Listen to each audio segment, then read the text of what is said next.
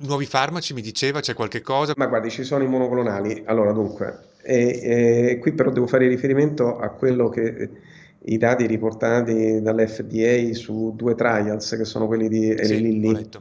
Allora, Eli Lilly aveva fatto due trials per verificare l'efficacia dei monoclonali, uno su casi critici e gravi e uno su casi con sintomatologia Ok. medio-lieve.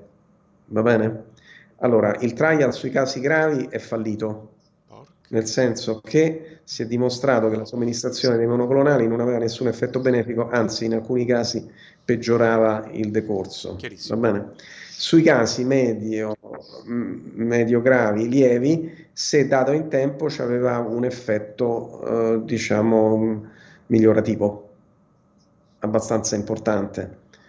Ora, però, noi non sappiamo se un caso diventa grave su basi genetiche o su basi di suscettibilità della persona e che quindi di fatto noi diamo anticorpi a una persona che in ogni caso è destinata a diventare un caso grave e quindi potenzialmente ne aggraviamo il Chiaro. corso.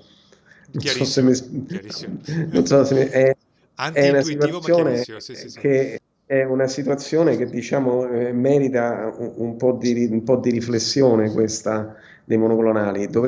E poi i monoclonali possono essere utilizzati in via preventiva, no? Cioè uno dà a una persona sana gli anticorpi e questi anticorpi in qualche modo funzionano Sì, da come barriera. se noi avessimo fatto il vaccino a questa persona, una barriera, solo che mentre il vaccino dura un anno o anche più, questi anticorpi dopo 3 mesi spariscono fondamentalmente, da 3 a 6 mesi spariscono, non ci stanno Quindi vanno più. rifatti in continuazione.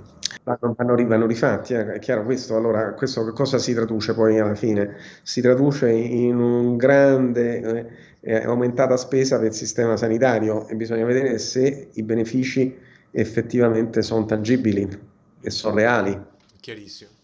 perché Chiarissimo. non penso che sia, personalmente, non penso che sia giusto spendere quattrini a livello preventivo, perché a livello preventivo c'è la mascherina, c'è il lavaggio delle mani che costa un Sì. euro al giorno e non vale proprio la pena spendere migliaia di euro per questa cosa. Per poi a questo punto poi si potrebbero anche creare importanti divisioni sociali, no?